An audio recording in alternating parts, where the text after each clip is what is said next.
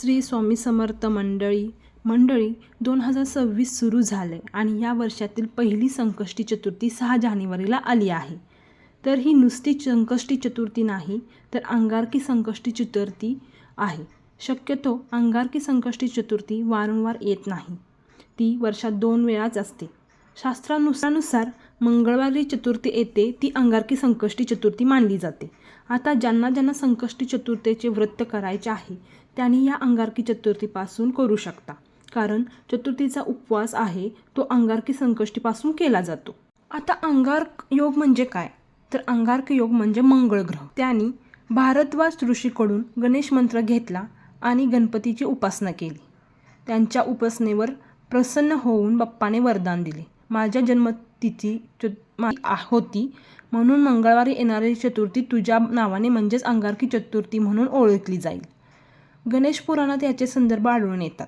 अंगारकी संकष्टीला कोणत्या गोष्टी केल्या पाहिजेत हे आज आपण आता जाणून घेऊया.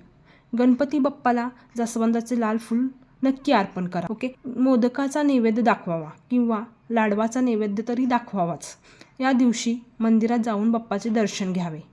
सगळ्यात महत्त्वाचं म्हणजे ओम गण गणपतीये नमः ह्या मंत्राचा 108 वेळा जप करावा.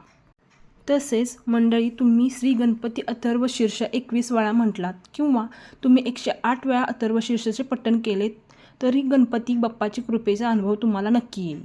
तुम्हाला अथर्व शीर्ष म्हणता येत नसेल तर ऐकावे नक्कीच.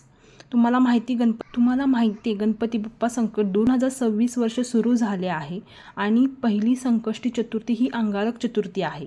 अंगारक संकष्टी चतुर्थी पहिल्यांदाच येते आणि अतिशय शुभ आहे. तसेच संकष्टी चतुर्थीचा उपवासाने आपल्याला बुध स्ट्रॉंग होतो. जी मुलं अभ्यासात हुशार नाही आहेत किंवा अभ्यास करायला आवडत नाही आहे त्यांना गणपती बाप्पाची उपासना करायला सांगितली जाते, कारण त्यांचा बुद्ध स्ट्रॉंग होतो आणि अभ्यासात एकाग्र.